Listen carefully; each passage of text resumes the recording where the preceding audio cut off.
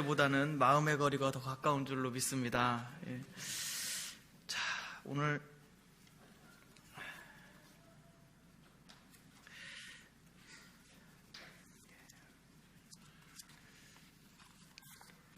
수요 예배 고난주간 특별 새벽 기도회 가운데서도 여러분 이렇게 저녁 예배까지 나와주셔서 오늘 한 분 한 분 얼굴 이렇게 앉아서 뵈면서 너무 귀하다 이 생각을 참 가지게 되었습니다. 여러분 주의 이름으로 축복합니다. 오늘 오신 분들은 더블로 은혜 받으시기 바랍니다. 제가 주보의 내용을 올렸을 때에는 세 가지를 오늘 말씀드리려고 준비를 했습니다. 세 가지 사건인데요. 첫 번째로는 베데스다 연못에서 일어났던 사건과 그 다음에는 예수님이 제자를 부르시고 산상수훈하셨던 내용, 그리고 세례 요한이 예수님에게 정말 그분이신지 물어보는 질문 세 가지, 이렇게 해서 세 가지를 말씀드리려고 합니다. 그래서 가능한 시간이 되는 데까지만 하고 해야 될 것 같아서요, 한 두 가지 정도 아마 말씀드리면 시간이 될 것 같습니다. 그래도 졸지 않도록 이 메인 히터는 꺼주시고요, 약간 쌀쌀한 것이 훨씬 더 낫겠죠. 네. 제가 목소리가 나긋나긋하기 때문에 따뜻하면은 바로 잠드시더라고요. 그래서 감사합니다. 이 메인 히터는 아예 꺼주시면 감사하겠습니다. 자, 우리 스크린을 한번 봐주시면은 두 번째 유월절에 예루살렘으로 또 올라가심이라고 이렇게 적혀 있습니다. 예수님께서 첫 번째 갈릴리 사역을 마치시고 두 번째 유월절이 되던 해에 이제 예루살렘으로 내려가셨습니다. 성경에는 유대인의 명절이라고 이렇게 표현이 돼 있어요. 유대인의 명절에 예수께서 내려가셨다. 이런 말씀이 딱 있을 때는 그냥 유대인들이 명절이 있나 보다 이렇게 생각하시면 아니 되고요. 이때는 바로 유월절을 의미합니다. 유대인의 명절. 그러니까 유대인이 유대인 된 이유가 뭐겠어요? 유월절이죠. 가장 중요한 구약 성경의 아주 강력한 모티브, 그리고 신약 성경까지 계속해서 지배하고 있는 이야기 하나는 뭐냐면 출애굽 사건입니다. 거기서부터 하나님의 백성이 출발했고 모세를 통해서 율법을 받았고 하나님의 나라가 시작되었기 때문에 그냥 유대인의 명절, 그럼 그냥 아무 생각 없이 유월절로 받아들이셔야 되겠어요. 그래서 그 유월절에서 명절에 예수님께서 예루살렘에 가셔서 행하신 일이 하나가 있는데, 그 베데스다 연못에서 38년 된 이 병자를 낚이시는 사건입니다. 여기 지금 이 사건을 통해서 예수님께서 무엇을, 그리고 그 결과 어떤 일이 발생했을까에 대해서 우리가 나눌게 될 텐데요. 여기 보이는 이 사진이 영어 읽으실 수 있으시죠? 한글로 하면 베데스다입니다. 판이고요. 여기가 바로 그 모양이 있는 연못이 있었던 자리라고 합니다. 그런데 여기에서 어떤 벌어졌던 현실은 우리가 지금은 이제 돌밖에 남아있지 않은 모습을 볼 수밖에 없지만, 이 연못이 정말로 활성화되어 물이 있었을 때 천사가 하늘에서 내려와서 물을 동하게 움직이게 하면은 그때 어떤 사람이든지 간에 제일 먼저 첫 번째로 뛰어든 사람은 병이 낫는 것이었었어요. 그런데 여기서 38년 된 이 병자는요, 너무 오랫동안 있었는데 안 되는 거예요. 느려. 힘이 없어서 느려. 딴 사람이 잽싼 사람이 먼저 들어가 버려. 그러니까 이 사람은 아무리 해도 안 됐어요. 근데 희한하게 예수님이 예루살렘에 가서 하필 찾아간 사람이 베데스다의 연못에서 최고령 베데스다 최고 대표 환자를 만나신 거예요. 제일 불쌍한 사람이죠. 저는 저희 아내에게도 제일 미안한 마음이 사실 가지고 있는데, 이걸 하다 보니까 저희 아내는 부산에 내려온 지 6년째 잠옷실에서 못 나오고 있어요. 계속 아기가 태어나가지고 나올만 하면 태어나고 그래가지고. 근데 이게 6년만 해도 굉장히 힘들잖아요. 계속 잠옷실에 갇혀있어. 나오질 못해요. 근데 이 사람은 38년 동안 갇혀서 나올 수가 없는 거예요. 예수님이 찾아가셨어요. 그에게 찾아가셔서 물어보셨습니다. 네가 무엇을 원하느냐? 네가 정말 뭐를 원하느냐? 질문하셨어요. 이 연못에서. 근데요, 이 환자가 대답하는 게 가관입니다. 환자는 뭐라고 하느냐면, 저는요 여기서 오래 있었는데 남들이 먼저 빨리 뛰어들어가서요. 안 돼요. 저는 안 되고요. 나를 넣어주는 사람도 이제 없어요. 하도 병이 오래되다 보니까 이제는 아는 사람도 다 떠나가고 나를 도와줘서 저기 넣어줄 사람도 없고요. 빠른 사람들이 번져가서 하기 때문에 저는요, 남 탓도 하고 환경 탓도 하니라고 주님이 뭐를 원하느냐고 물어보시는데도 아유, 저는 아무것도 못해요. 안 돼요. 막 이러고 있어요. 예수님이 그 질문을 하셨던 이유가 무엇이겠습니까? 왜 그 사람에게 찾아가서 네가 정말 무엇을 원하느냐라고 물어보셨겠습니까? 예수님이 확인한 그 베데스다의 38년 된 병자에게서부터 확인하고 싶었던 것이 무엇이겠습니까? 그가 환경에 매여 있는 것을 보고 싶으셨습니까? 아니죠. 그의 의지를 보고 싶었던 거예요. 근데 너무 불쌍하게도 낫고자 하는 의지마저 꺾인 사람이었다는 거지. 정말 낫을 수 있다는 그런 어떤 일말의 소망조차 남아있지 않은 완전히 우울한 사람이었던 거예요. 그래서 그냥 거기 베데스다에 있을 수밖에 없는, 정말 너무. 근데 예수님 찾아가서 물어보신 거예요. 네가 정말 낫기를 원하느냐? 그 물어보실 때는 왜죠? 물어보실 때는 낚여주려고 물어보신 거였죠. 근데 이 환자는 자기 현실 안에 갇혀가지고 그 낚여주신 것이라는 생각조차 할 수 없었던 거예요. 그러나 예수님은 그에게 다가가셔가지고 그분이 말씀하신 거예요. 너의 현실을 바라보지 말고 나를 바라봐라. 지금 묶여있는 그 자리를 보지 말고 나를 바라봐라. 내가 바로 영원한 생명이다. 내가 너에게 영원한 생명을 주기를 원한다. 그리고 지금 내가 너를 치료하기를 원하는데, 이 말은 딱 빼놓고 네가 무엇을 원하느냐? 대답만 하라고. 네, 제가 낫기를 원합니다. 이 말을 할 수조차 없는 그 사람에게 예수님 질문하셨어요. 동일하게 우리에게 다가오십니다. 예수님. 완전한 절망과 암흑 가운데 서 있는 우리를 향해서 주님은 다가와서 물어보세요. 내가 무엇을 하기를 원하느냐? 주님, 저 낫기를 원합니다. 이 말을 정말 여러분 그때 질문하실 때 끊을 수 있는 여러분 되시기를 바랍니다. 네. 그 예수님께서 그분은 영원한 생명 그 자체이시고 그 모든 38년이고 40년이고 500년이고 상관없이 낫게실 수 있는 능력이 있는 분이시기 때문에 예수님은 우리가 한 가지 결론을 얻을 수 있는 것이 있습니다. 예수님이 능력이 모자라서 이 사람을 못 낫게 게 아니라는 거예요. 예수님이 힘이 부족해서, 치유의 능력이 부족해서 이 사람이 안 낫는 게 아니라는 거예요. 정말 중요한 것은 예수님은 그에게 닿는 모든 사람마다 치유하시고 회복시켜 주셨는데, 중요한 것은 받는 자가 믿음으로 받느냐 받지 않느냐, 받는 사람에 따라서 달라졌던 거예요. 근데 예수님은 너무 감사한 게 받는 사람에게 대답을 하라고 와서 요청을 하시는 거예요. 네가 대답만 해라. 대답만 해. 네, 제가 낫고 싶습니다. 네가 대답만 해라. 그럼 내가 낚여줄 터이니, 내가 너의 현실을 바꿔줄 것이니, 내가 너의 그 아픔을 씻겨줄 것이니, 내가 너의 그 모든 고통을 내가 깨끗하게 없애줄 것이니 되게 바래라. 되게 바래라. 주님 원하시는 건 그것뿐이에요. 그래서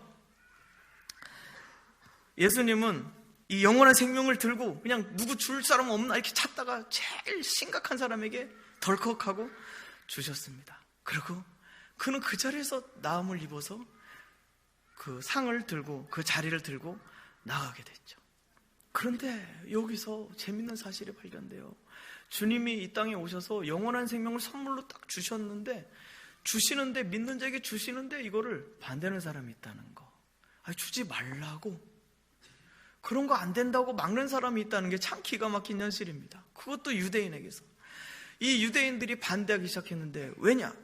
안식일에 자리를 들고 이동했기 때문에 그는 죄를 범한 것이다 라고 반대하기 시작하는 거예요. 그들이 원하는 건 뭐냐? 예수님이 잘못했습니다, 앞으로 안 그러겠습니다, 안식일에 자리 들고 가지 않도록 하겠습니다, 이거를 원하는 거예요. 이거를. 그런데 그런 사람들 앞에서 예수님 어떻게 대답하셨습니까?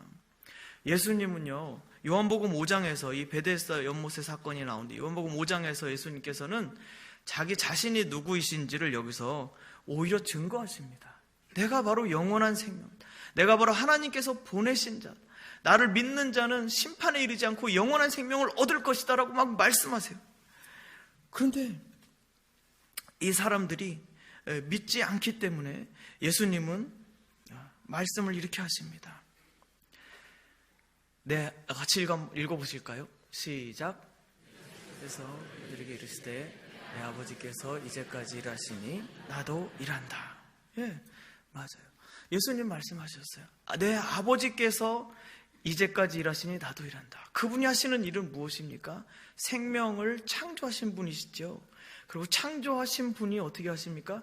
다시 치유하고 회복하시는 일을 하신다는 것입니다. 그의 창조를 포기하지 않으십니다.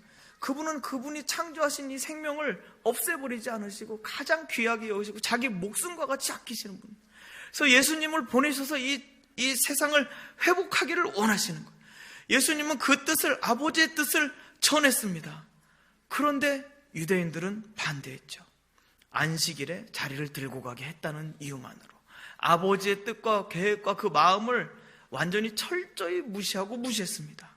그런데 이들이 더 기가 막혀 했던 것은 예수님께서 내 아버지라고 표현했던 부분입니다. 자기 친아버지라 칭했고, 그래서 하나님과 동등되게 자기 자신을 말했다는 주장 때문에 신성모독 사건으로 이때 걸려들게 되죠. 그래서 이 유대인들은요, 이때의 반응은 예수님을 죽이자고 처음 결의하게 되는 사건이었습니다. 어떻게 하나님이 보내셔서 영원한 생명을 이 땅에 들고 오셨고 그것을 증거하고 있는데 어떻게 그의 이름으로 일컫는 유대인들, 이 백성들은 어떻게 하나님을 이렇게 정면으로 반대하고 나설까요? 단지 그들의 율법에 어긋난다는 이유 하나만으로, 그리고 하나님을 직접 드러내시는데 그것을 믿을 수 없다는 이유만으로. 그래서 예수님은 요한복음 5장에서 예수님 자신을 믿을 수 있도록 우리에게 말씀해 주고 계십니다. 아까 이 38년 된 환자에게 네가 무엇을 원하느냐 하고 선물을 어거지로 안겨주셨던 것처럼 여기 예수님을 믿을 수 있도록 말씀하셔 주신 부분이 바로 이겁니다. 예수님은 여기에 증거가 있다고 말씀하시고, 그리고 내가 스스로 나 자신을 증거한다면 그것은 참되지 않을 것이다 라고 말씀하시고는 여기 다른 증거가 있다고 말씀하셨습니다. 그 증거는 세 가지가 있는데요. 첫 번째로는 세례 요한을 보라. 그는 진리를 증거하였습니다. 근데 빛으로 와서 잠깐 그 빛 가운데 즐거워했지만 참빛은 아니었었죠. 그렇죠? 주의 길을 예비하라고 보내신 사자였었습니다. 그래서 예수님께서는 세례 요한을 통해서 나를 증거했던 것을 너희가 보았으나 나는 사람의 증거를 받지 않는다고 말씀하셨습니다. 그러고 나서 두 번째로 말씀하신 것이 무엇이냐면 예수님께서 오셔서 지금까지 일으켰던 모든 놀라운 일들을 보라고 말씀하십니다. 나병 환자를 고치셨고 중풍병자를 치유하시고 더러운 귀신을 쫓아내시고 죄를 용서하시고 죽은 자를 살리신 이 모든 일들이 하나님께서 예수님을 보내셨다는 것을 증거하는, 나를 못 믿겠거든 내가 행한 일을 보고 믿으라라고 말씀하셨어요. 우리를 그렇게 초청하시는 거예요. 강력한 증거들로. 그리고 정말 예수님이 이게 행하신 일들도 다른 종교에 다 있습니다. 저기서 나도 다 보고 왔어요. 막 이런 말을 하는 사람이 있다고 한다면 마지막 증거 하나 더 읽어보겠습니다. 시작. 너희가 성경에서 영생을 얻는 줄 생각하고 성경을 것이니라. 아멘. 인류 최고의 기록, 가장 유일한 기록, 태초 때부터 상고 때부터 있었던 유일한 기록, 이 성경인데 이 성경을 영생을 얻는 줄 생각하고 성경을 연구한다고 하셨습니다. 그렇죠? 성경 연구의 목적은 뭡니까? 우리가 죽음에서 벗어나서 영원한 생명에 이르도록 하는 삶의 이 생명의 길을 발견하기 위해서 성경을 연구하는 것입니다. 그런데 이때 예수님은 이 성경이 내게 되어서 증언하는 것이다 말씀하시는 거예요. 그럼 예수님은 이 꼴로 뭐가 되겠습니까? 영생이죠. 영원한 생명으로 가는 길, 진리의 길, 영원한 길이 바로 예수님이다라고 말씀하고 있습니다. 그래서 성경은 바로, 성경이 증거하고 있는 것은 바로 우리 예수님을 증거하고 있다. 조상 대대로부터 모든 세대를 거쳐서 변하지 않고 증거하고 있는 이 모든 것은 예수님을 증거하고 있다라고 말씀하십니다. 그래서 예수님 보시고는 이 증거를 보고 믿으라라고 말씀하세요. 그런데 이 사람들은 끝까지 바리새인들은 믿지 않습니다. 유대인들은 믿지 않습니다. 그리고 나는 못 믿겠습니다. 나는 죽어도 못 믿겠습니다. 당신이 하고 다니는 일들 자체가 신성모독이요, 그리고 하나님을 모독하는 것이요, 모든 율법을 다 어기는 것이다. 당신은 그러므로 하나님으로부터 온 자가 아니다라고 말을 하고 있습니다. 그래서 여러분, 예수님께서 마지막으로 이들에게 주신 증거가 있습니다. 그 마지막 증거는 무엇입니까? 예수님께서 직접 십자가에서 죽으시고 사흘 만에 다시 살아나신 부활의 증거입니다. 예수님을 믿을 때 우리가 이렇게 믿는 분들이 있습니다. 아내가 가자고 해서 믿게 되는 분들도 있고요. 그리고 덮어놓고 믿는 분들도 있습니다. 그리고 혹은 이런 분들도 있습니다. 내면의 음성이 들려서 예수님을 믿게 된 분들도 있고, 꿈을 통해서 믿을 수도 있습니다. 그런데 믿을 때 그 통로는 다양하지만 우리가 생각할 때 그 믿음이 우리 내적 주관, 우리 주관적인 생각에 의해서 믿음이 확실하다고 확증할 수 있는 증거는 어디에도 없다는 겁니다. 우리의 믿음은 어디에서 와야 되느냐면 성경에 나타나 있는 객관적인 증거를 보고 하나님을 믿을 수 있어야 된다는 거예요. 확실한 증거가 있다면 우리는 제대로 믿을 수 있습니다. 그렇죠? 그냥 하나님의 음성을 듣고 신비한 경험을 통해서 내가 하나님을 믿어야 된다고 한다면 경험하지 못한 사람은, 기적을 체험하지 못한 사람은 하나님을 믿을 수 없지 않겠습니까? 그렇죠? 그래서 하나님께서는 하나님의 아들 예수 그리스도를 통해서 가장 확실한 증거를 우리에게 보여주셨습니다. 그 확실한 증거가 무엇인가? 사도행전 17장 31절 말씀입니다. 우리 같이 한번 읽어볼까요? 시작. 이는 정하신 사람으로 하여금 천하를 이에 그를 죽은 자 가운데서 다시 살리신 것으로 모든 사람에게 믿을 만한 증거를 주셨습니다. 아멘. 여기 보시면 죽은 자 가운데서 다시 살리신 이것이 여러분 모든 사람에게 있어서 믿을 만한 증거가 되었다라고 합니다. 믿을 때 그냥 믿는 것이 아니고 덮어놓고 믿는 것이 아니고 주님께서 부활하신 그 부활이 증거가 되었다. 그 증거를 붙들고 믿는 거죠. 우리가 믿음이 성장하고 또 믿음이 확실하다고 말할 수 있는 것은 내 마음의 상태, 내 감정의 상태에 따른 것이 아니요, 예수께서 죽으시고 다시 부활하신 이 증거를 붙들을 때 우리의 믿음이 확실하고 영원 불변하다는 것을 알 수가 있습니다. 네. 그래서 여러분 보십시오. 사탄은요, 부활은 가리려고 합니다. 그냥 십자가까지만 잘 믿고 거기서 죽은 채로 끝나도록 할 수 있어요.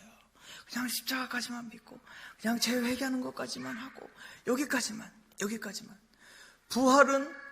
부활은 하나님께서 영원한 생명을, 그 능력을 완전히 터뜨려주는 그 장소예요. 생수의 근원이 팍 터져나오는 장소가 어디냐면 예수님의 부활이신 거예요. 그 부활의 증거를 딱 우리 속에 붙들을 때 내 안에 있는 능력이 내 능력이 아니고 예수님의 부활의 능력이 내 안에서 역사하기 시작할 때 우리는 세상에 감당할 수 없는 자로 세워지게 되는 것입니다. 내가 훈련받아서 내가 어떻게 돼서 되는 것이 아니에요. 내가 어떤 큰 능력이 있어서 굉장히 지혜로운 것이 있어서 되는 것이 아닙니다. 예수님 부활하신 그 능력을 붙들을 때 그분의 능력이 우리를 통해서 역사하시고 나타나시게 하는 것, 그것이 믿음의 핵심입니다. 그리스도인이 살아가는 길이에요. 그게 우리가 살 수 있는 유일한 길입니다. 우리는 어느 누구도 우리 자신의 힘으로, 우리 자신의 지혜로 이 죄의 세력과 죽음의 사망의 권세에서 일어날 수 있는 자는 아무도 없습니다. 오직 그분의 부활의 능력, 그 아들의 부활하심, 하나님의 영원한 승리에 우리 자신을 기대 놓을 때, 거기에 우리 자신을 걸쳐 놓을 때 우리 안에서 생수와 같이 터져 나오게 되는 것이죠.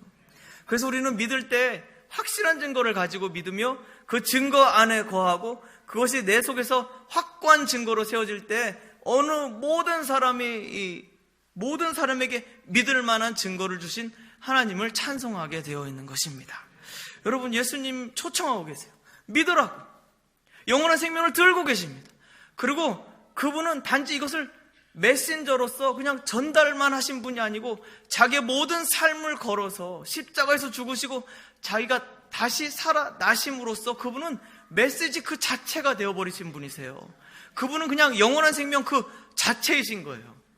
그분을 의지하는 것이 우리에게 얼마나 큰 기쁨이 되는지, 그분이 우리에게 다가오신 것이 얼마나 다행인지, 믿음 없는 우리에게 그분이 우리에게 믿음을 주시는 것이 얼마나 감사한지 모르겠습니다. 그래서 예수님의 초청, 베데스다 연못 사건, 예수님께서 당신 자신을 믿도록 초청하신 사건이란 거 여러분 꼭 기억하시기 바라겠습니다. 예루살렘에서 이 사역을 마치시고 자, 갈릴리로 이제 빨리 올라가야 되겠습니다. 누가의 안내를 따라서 갈릴리로 이렇게 올라가게 되면 이제 누가복음 6장에 오늘 산상수훈의 이야기를 이렇게 만날 수가 있게 돼요. 부활 사진을 제가 못 보여드렸네요. 빈 무덤입니다. 제가 이걸 두고 설교를 하려고 했었는데 한 템포가 늦었습니다. 그러나 여러분 기억하십시오. 예수님은 세마포를 깨끗하게 개어 놓으셨습니다. 이렇게 흘려놓고 가지 않으셨어요? 깔끔하게 정리해 놓으시고 깨끗하게 하고 나오셨습니다. 그래서 이 빈 무덤 자체가 바로 모든 종교와 탁월하게 다른 지점, 어느 누구도 흉내낼 수 없는 지점, 어떤 영성도 어떤 이야기도 이 부활 앞에서 굴복할 수밖에 없는 지점이 되는 것이죠. 이것으로 믿음 나아가시고요. 자, 갈릴리로 이렇게 올라왔습니다. 세 번째 유월절에 예수님은 내려가지 않으십니다. 그리고 초막절에 예루살렘으로 내려가시게 되는데 유월절을 기점으로 갈릴리 2차 사역이 펼쳐집니다. 여기서 이렇게 보시게 되면 이때 유월절에 안 내려가시고요. 갈릴리 2차 사역은 이렇게 긴 텀을 가지게 되는데 이 전반부는 대중사역, 제자를 12제자를 선택하셔서 세우시고 사람들을 이렇게 케어하셨다면 이 두 번째 사역은 제자들만 따로 데리고 집중 제자 훈련을 하는 기간이 이렇게 되겠습니다. 기본적인 사항은 이것으로 보시고 자, 다음 장입니다. 갈릴리 1차 사역 때는 아까 보시게 되면 갈릴리 1차 사역 때는 그래서 고향 사람들이 배척하고 가버나움으로 이사 가셔가지고 선교센터를 거기에 딱 세우시고 제자들이 따르기 시작하셨는데 이 갈릴리 2차 사역에서 딱 들어왔을 때 예수님이 아주 특징적인 사역의 장면이 하나 있습니다. 이게 무엇이냐면 밤새 기도하신 사건입니다. 밤이 새도록 기도하셨어요. 제가 기억하기에 신약성경에 예수님이 밤새 기도하신 것은 단 2번입니다. 첫 번째 12제자를 세울 때와 두 번째는 언제죠? 겟세마네 동산에서 십자가 지시기 전에, 그러니까 십자가 지시기 전에 밤새 기도하셨던 그것과 거의 비슷한 레벨의 비중이 무엇이었느냐? 12제자를 세우는 일이었다 이겁니다. 예수님께서 왜 이 12제자를 선택하시는데 밤새도록 기도하셨어야만 하셨을까? 그 중요한 이유를 제가 2가지를 말씀드리겠습니다. 12제자를 선택하셔서 그들을 딱 세우셨을 때는 예수님께서는 이미 십자가에서 죽으시고 하늘로 오르실 것을 알고 계셨습니다. 그렇다면 예수님께서 시작하신 하나님 나라, 그 영생을 이 땅 가운데서 지켜내야 할 사람들이 필요했었습니다. 그렇죠? 예수님의 이름을 지켜내야 할 사람, 예수께서 주신 그 영원한 생명을 끝까지 증거해야 될 사람, 그 사람들.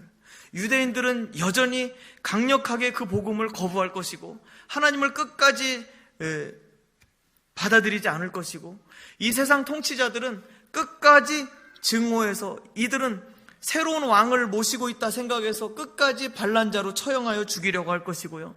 이들은 가족과 공동체에서 쫓겨나서 혈연마저 이렇게 따로 떨어져 나와서 오직 예수만을 붙들고 하나님 나라를 지켜내야 할 사람들이 필요했던 거예요.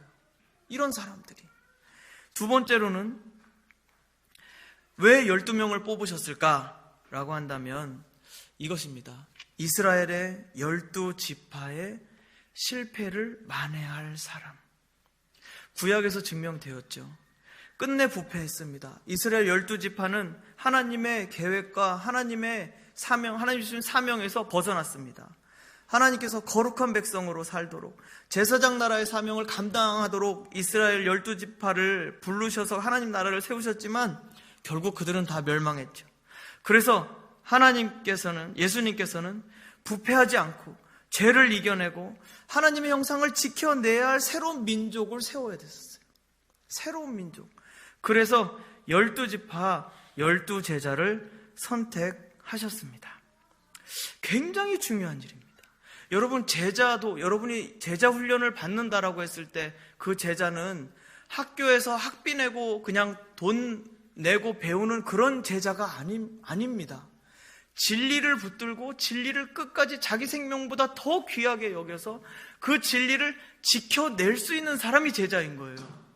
그래서 이것은 세상의 어떤 것과 바꿀 수 있는, 우리 목숨과도 맞바꿔야 되는 굉장히 중요한 사건입니다. 제자는 그래서 아무나 세우는 것이 아니고, 제자는 그래서 정말 전적인 헌신을 해야 하는 사람이 바로 제자가 되는 것이죠. 예수님께서 이 제자들을 향해서 가르쳤던 것이 산상수훈입니다.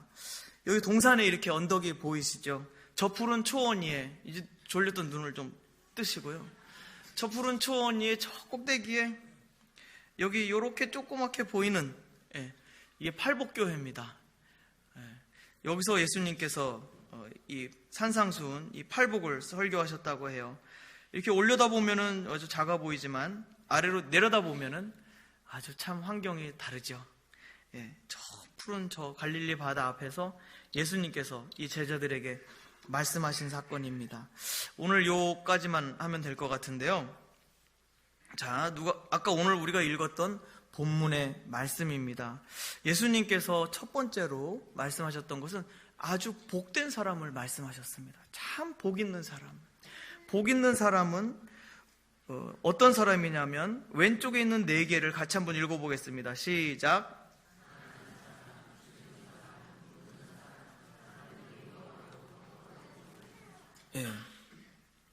솔직히 저는 이렇게 살고 싶지 않습니다. 그 뒤에 참 화가 있다, 참 저주스러운 인생이다라고 말하는 사람들의 분위기에 저는 살고 싶습니다. 왼쪽 아래 4개의 부류를 한번 얘기해 보시죠. 시작. 이 사람, 사람들이 칭찬하는 사람. 솔직히 우리는 요 까만 데를 살고 싶어요. 여기에 은근히 목매달고 있는 거 아십니까, 여러분? 여기에 굉장히 예민하고 민감한 거 아십니까? 모든 사람들이 칭찬하는 사람, 모든 사람들에게 인정받고 싶어하는 사람, 그리고 아주 부유해서 쓸 때 팍팍 쓰고 싶고, 그리고 배고픈 건 너무 싫어요. 제가 고등학교 때 오뎅을 너무 사 먹고 싶었는데 500원이 없어서 못 사 먹은 적이 있었거든요. 설교할 때마다 하잖아요. 얼마나 맺혔는지. 배고픈 거 정말 싫어해요. 그리고 웃는 사람. 승자가 되어 항상 웃는 사람이 좋지, 패자가 되어 우는 사람 되고 싶지 않습니다. 그런데 여러분, 놀랍게도 예수님은 이런 사람이 참 화가 있다라고 말씀하세요. 화가 있다. 왜 그러셨을까? 이렇게 생각해 볼 때, 부유한 사람은 위로를 이미 다 받았다, 세상으로부터. 그리고 배부른 사람은 앞으로 줄이게 될 것이다. 웃는 사람은 애통하며 울게 될 것이다. 그리고 모든 사람이 칭찬하는 사람은 옛날 조상들도 거짓 선지자들에게 이렇게 대했다라고 말씀하세요. 굉장히 저주스러운 인생이라고 말씀하세요. 왜일까 생각해 보십시다. 이렇게 되게 된다면 세상에 완전히 묶인 삶이죠. 세상에 취해 있는 삶입니다. 하나님께 깨어있을 수 없어요. 그래서 잘 살아. 그리고 부족함이 없어. 날마다 행복해. 그런데 지옥 간대요.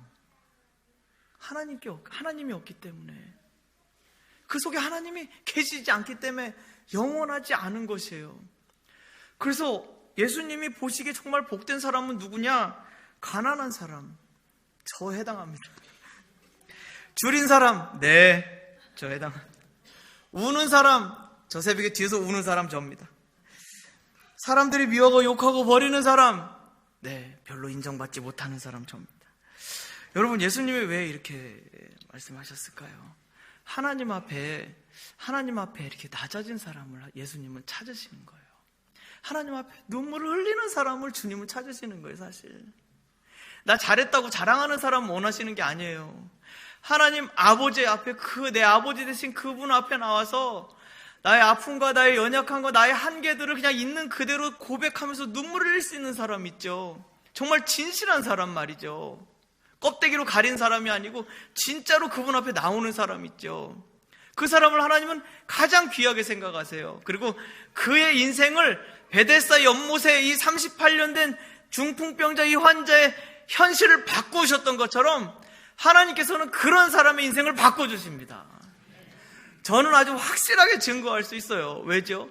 여기 앉아 계신 분들 가운데 눈에 팍팍 들어옵니다. 그런 분들이 처음 교회 오셨을 때 얼마나 눈물만 흘리셨는지 몰라. 그런 분들 정말 막 나도 애 같아. 뒤에서 얼마나 눈물 많이 흘리시고 막 가정 놓고 기도하고 남편 돌아오게 달라고 얼마나 기도했는데, 아니 근데 진짜 몇 년 안에 정말 몇 년 안에 하나님이 그 가정을 다 회복하셨어요. 두 분이 같이 막 나오시는 거 보면 제가 심장이 막 벌렁벌렁 거려요. 얼마나 좋은지 막 모르겠어요. 하나님 앞에 우는 자가 정말 복된 겁니다. 예수님이 그 제자들에게 아주 가장 중요한 걸 가르쳐 주신 것이 있다면 그게 아버지 앞에 낮아지고 그분 앞에 진실하게 나와라. 그분이 너희들의 삶을 바꿔주실 것이다. 어떻게 바꿔줘? 정반대로 바꿔주세요. 가난합니까? 예. 세상에서 가장 부유한 자가 됩니다. 뭡니까? 하나님 나라를 통째로 물려받습니다. 예, 통째입니다. 통째. 옛날에 아담에겐 지구를 주셨지만 이제 우리의 믿는 자들에겐 하나님 나라를 통째로 주십니다. 더 클 수가 없습니다. 배고픕니까? 예, 그분 앞에 나와 오십시오. 하나님께서 배불려 주십니다. 오늘 저녁도 배고파 했는데 하나님께서 저녁을 먹여주셨어요. 먹여주십니다. 우는 자가 있습니까? 예, 그분은 끝내 하나님이 웃게 하십니다. 저는 누구라고 딱 집어서 말씀 안 드리면 제 눈에는 다 들어온다고 아까 말씀드렸었죠. 하나님 바꿔주세요. 사람들이 미워하고 욕하고 버리는 사람 왜 버립니까? 예수님을 증거한다고, 예수님을 붙들고 있다고, 제사에 참석하지 않는다고, 제사 음식 만들지도 않고, 그리고 절하지도 않고 안 한다고, 가족들 그 우상 숭배하는데 안 따라간다고. 저희 집 수십 년 동안, 정말 수십 년 동안 따돌림 당하고 얼마나 저희 어머니가 고통당하시는지 몰라요. 우리 성도님들 중에서 그런 고통당하시는 분들 많습니다. 지금까지도. 근데 그때 버림받고 따돌림 당하고 사람들이 미워하고 욕할 때, 우리가 예수의 이름을 꼭 붙들고 있었을 때 하나님께서, 주께서 약속하신 것이 무엇입니까? 하늘에서 너희의 상급이 크다. 이 땅에서 그 모든 박해 가운데 예수의 이름을 막 붙들고 있는 너희들에게 하늘 아버지께서 주시는 상급이 너무 크다. 위로가 어디에서 옵니까? 하늘로부터 옵니다. 어디에서 이렇게 될 수 있습니까? 오직 주님께 나오는 자에게 하나님은 이렇게 역사하신다, 이 말입니다. 이제 마지막으로 27절부터 38절까지 내용을 한마디로 얘기하라면 원수를 사랑하라, 이겁니다. 제자들에게서 가장 복된 인생에 대해서 말씀해 주시고는 그 다음에 우리가 행해야 될 모든 핵심 요체, 원수를 사랑하라. 그래서 제가 제목을 하나님의 백성은이라고 이렇게 적어놨죠. 옆에 왼수를 끼고 있는 분들은 보이지 않는 원수가 있는 분들도 같은 공감하시기 바랍니다. 원수를 사랑하라, 예수님이 말씀하셨어요. 하나님의 백성은 원수를 사랑해야 된대요. 저는 이것에 대해서 생각하면서 이것이 바로 우리 인생에 대한 하나님의 계획이고 또 내가 가지고 있는 모든 문제에 대한 하나님이 주시는 해답이 아닌가 생각합니다. 왜 그러느냐? 잘 보십시오. 상대방은 미워하고 저주하고 욕하고 모욕하고 겉옷 전 재산을 다 달라고 막 빼앗고 더 달라고 막 아우성치고 난리 부르스를 칩니다. 그런데 상대방은 막 그렇게 하는데 지금 여기 예수님께서 사랑하라고 말씀하신 이 사람은 지금 그런 사람을 축복하고 선대하고 기도해주고 축복해주고 달라는 대로 다 줘요. 바보죠. 근데 다시 한번 생각해 볼게요. 앞에서 상대방이 어떤 소리를 하고 어떤 행동을 하고 내 것을 달라고 하고 그렇게 악한 짓을 골고루 정말 꼴보기 싫은 짓을 딱 골라서 그냥 확실하게 딱딱딱 해내는데 나의 영혼은 그 영혼에 종속되지 않는다는 거예요. 이 앞에서 난리 부르스를 쳐도 내가 거기에 같이 회동되지 않는다는 거예요. 그 사람의 영혼에 내가 묶이지 않는다는 거. 그럼 이걸 무엇을 말할까요? 우리 영혼에 참 자유를 아버지께서 주신다는 것을 말하는 거예요. 나의 영혼은 누구 것이냐? 저 더러운 짓을 행동을 하는 원수 마귀의 어둠의 세력 가운데 붙들리는 영혼이 아니다라고 선포하는 거예요. 그럼 나의 영혼은 누구의 것이냐? 하늘 아버지의 것이다. 그분으로부터 받은 가장 고귀한 것이다. 그래, 나의 영혼이 그 귀한 것을 깨닫는 사람, 이게 정말 참 자유를 우리에게 주고 우리를 해방시켜 줍니다. 내 영혼은 하늘 아버지의 그 고귀한 영혼을 받은 자다. 그러므로 나는 그 고귀함을 지키겠다.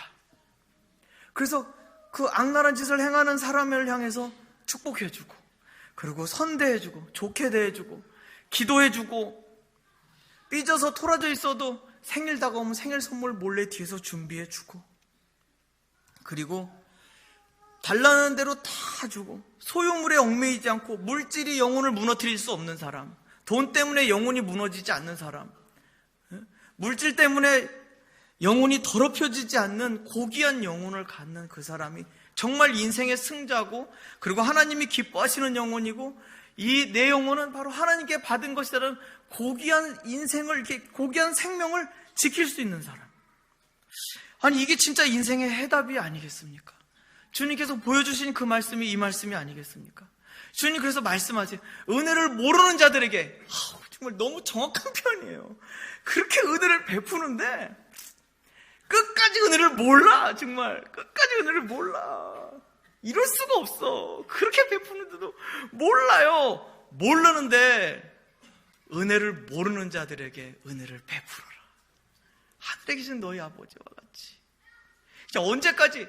그 끝까지. 생명이 다하는 그 순간까지. 우리가 살아있는 동안은 그냥 계속 베풀라 하시는 거예요. 그게 참으로 자유한 길이고, 우리가 구원받을 수 있는 길이고, 그분의 제자된 길이고, 그분의 거룩하심을 따라 사는 삶이다라고 말씀하고 계셔요.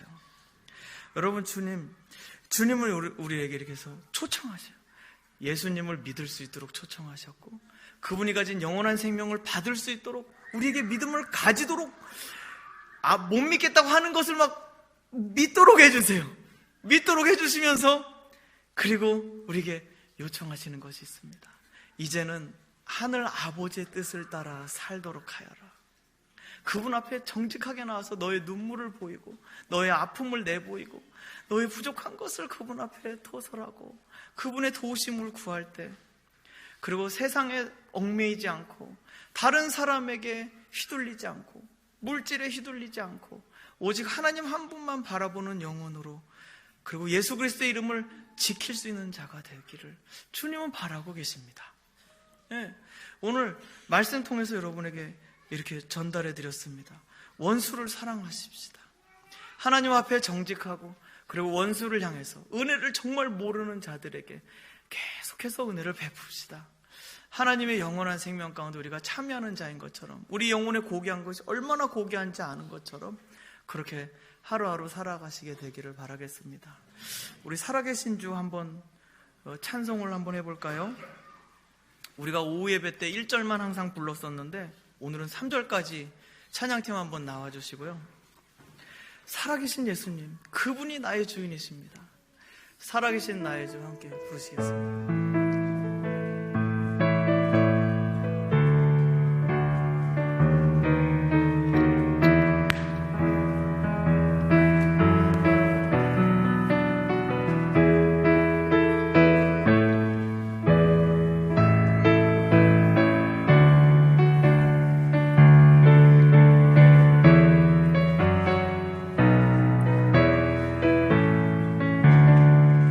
주 하나님